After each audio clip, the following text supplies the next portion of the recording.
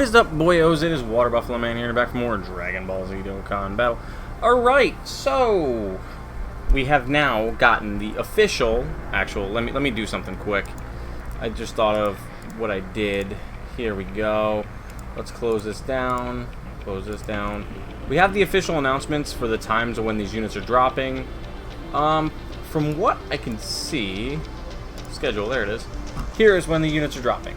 We're going to be getting the EZA'S for all of these units at 9:22 at 8. I think that's tonight, honestly, in our time, because that should be, well, 2 more hours puts us at 24 hours, which will reset back to that. It'll put us at 8. So yeah, it should be tonight at like 4 to 6 a.m. is what I'm understanding is when that should be dropping. So with that being said, these EZA'S should all be dropping tonight. We have the EZA'S for these 2 units, and the 5 EZA'S for these, which make them monsters, which we're actually going to break into. So, the first one, Demonic Fighter of Steel. They're all the same name, so I'm not going to read it every time. Fizz Metal Cooler. Okay, so, Post EZA.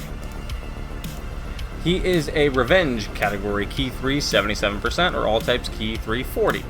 Greatly raises defense for 1 turn on his super attack, or changes in passive skills Resonance.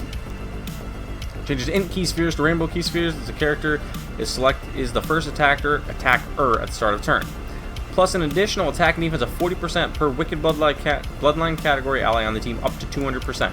So that's him plus 5 others. So, granted it says allies, but it's him and then 5 others. So, pretty much if you're running a Wicked Bloodline team, if you're running the full Metal Cooler 200% Wicked Bloodline team, he's going to be getting 200% of stats right off the get-go. Plus, recovers 15% of damage dealt as HP, so there's even more health coming back to you. Recovers an additional 5% of damage dealt as HP with 3 or more rainbow key spheres obtained. Plus, an additional 25% of defense per key sphere obtained when there's another ally who includes Metal Cooler attacking the same turn. He shares all the same links as every other of the free-to-play Metal Coolers. And those are his base stats post-EZA. Which, to me, that looks really, really good. I'm really excited for this unit. I'm really excited for this whole team. I think this team could possibly beat Red Zone Broly. That's ballsy, but I could see it happening. I really could see it happening. Someone's going to try. Alright, the Strength Metal Cooler. I'm not going to, like I said, I'm not going to read everything over other than just the differences. Movie Bosses, Key 3, 77. Changes Fizz Key Spheres to Rainbow. Whereas this one changes int to rainbow. Only if they're the first attacker on the turn, so don't worry about that too much. Attack defense 40% per Wicked Bloodline. They all share that. But this one is a support unit for 20% attack and defense. Plus an additional attack and defense for 20%. Let me try that again. Plus an additional attack and defense of 20% for extreme class allies with 3 or more rainbow key spheres obtained.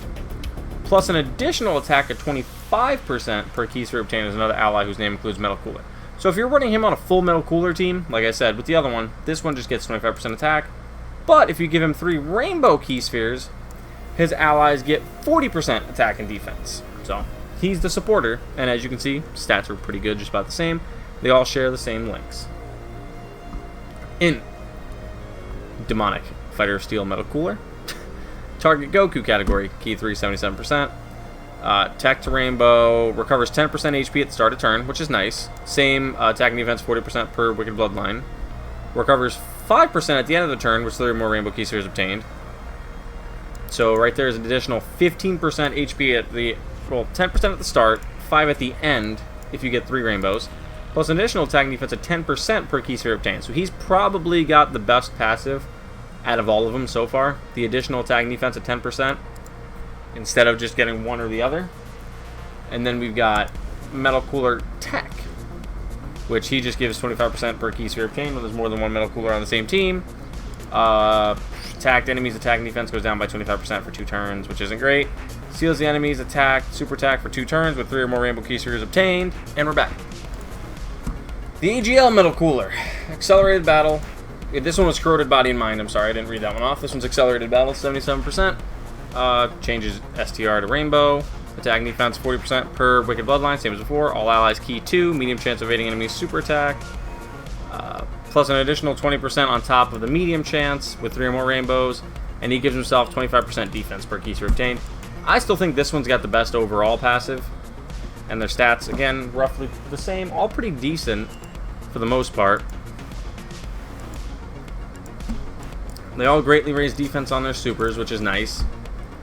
And, here it is. Here's the main unit I know all you guys are excited about. But, like, yeah, for example, this set of units here is really good. Like, to be honest, they're pretty freaking solid. Everybody, myself included, was not happy with the fact that they made it so you really need artificial life forms to beat that event that they just dropped. And now they slap us with probably the best free-to-play team in the game. Granted, yeah, we really don't have a full Metal Cooler 120 leader yet. We do have the Mecha Frieza and King Cold, which is 100%, but that's whatever. Alright, now, on to the big bad boy, which I already covered once before. So I'm not going to go super into detail other than the key points that I really, really like. I like that he's 170 to transformation boost and Terrifying Conquerors. I love that he stacks defense. It made him one of the better units in the game, if not the best unit. I love this right here for when he's running on the 200% strength LR Coolers team. Because if you're going to run him on the 200% team, he's going to be buffing the hell out of your team because they're going to be transformation boosts if you're running a 200% team. His stats, like I said, look really, really good. We can actually see them now. They look fantastic. I'm happy. I'm just ridiculously happy with this. But I'm excited for this unit. They should be out tonight. We have now the Magnificent Squadron, Thouser, or Salza. He is the 140 lead for Terrifying Conquerors.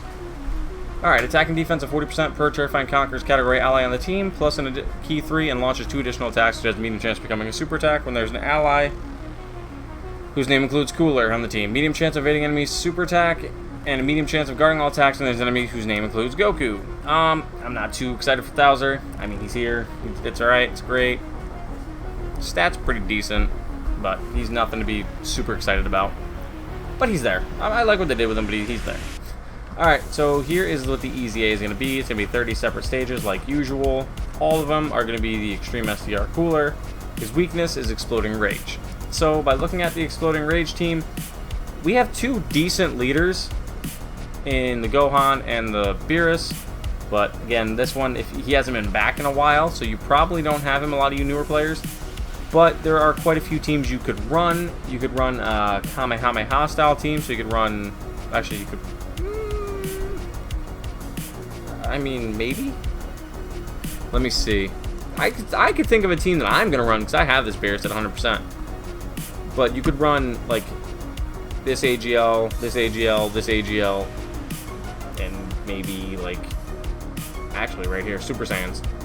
Goku, Gohan, there's 3. Frieza, because he fits Planet Namek Saga, so that's 4. And then 5 for Super Saiyans. And then for your 6th card, see, that would be kind of difficult because there really isn't a 6th one that you could run because you can't run the same named unit. So for that one, you could probably swap in... I don't know, really, at this point.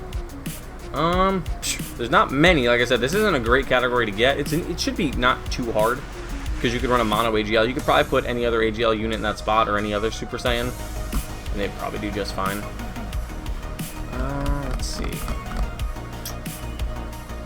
There really isn't much. I mean, like, the team looks decent for options, but there really isn't great options here. No, not really. I mean, you could run any other Planet Namek unit too, which this guy should cover, I think, both of those, right? Yeah. Yeah, he does. So either one of these 2 categories, you could run, like, let's just go to Super Saiyans, for example. You could run these 2. You have them. They're Super Saiyans. They'll fit 170. They don't have Exploding Rage, but they'll have type advantage and Super AGL, so you can run them. You could run him if you have him. You could, like I said, him, them. Like, anybody that's an AGL Super Saiyan that you could run on that team would probably work. Him. Oh, no, you can't run him because it's the same name. Them, they might be alright, but they might take a lot of damage because they're STR. I mean, really, like I said, anything AGL, you could slide into that final spot and you should be alright. Because that's literally only 1 unit you'll have to worry about out of the other, like, 7 you'll have, 6 you'll have. But that's pretty much all I got for you guys, is we got them coming out tonight, and I'm super excited. I will see you guys tomorrow with the update on them. Probably showcases for the whole team. These two will get there. I mean, I might not do him. I don't really have him too high. I think I got him like 69%, if that, Link level 1. Him, he's max, so you'll get a showcase for him. But these guys you'll definitely see tomorrow. But thank you guys for watching, and I'll see you guys next time.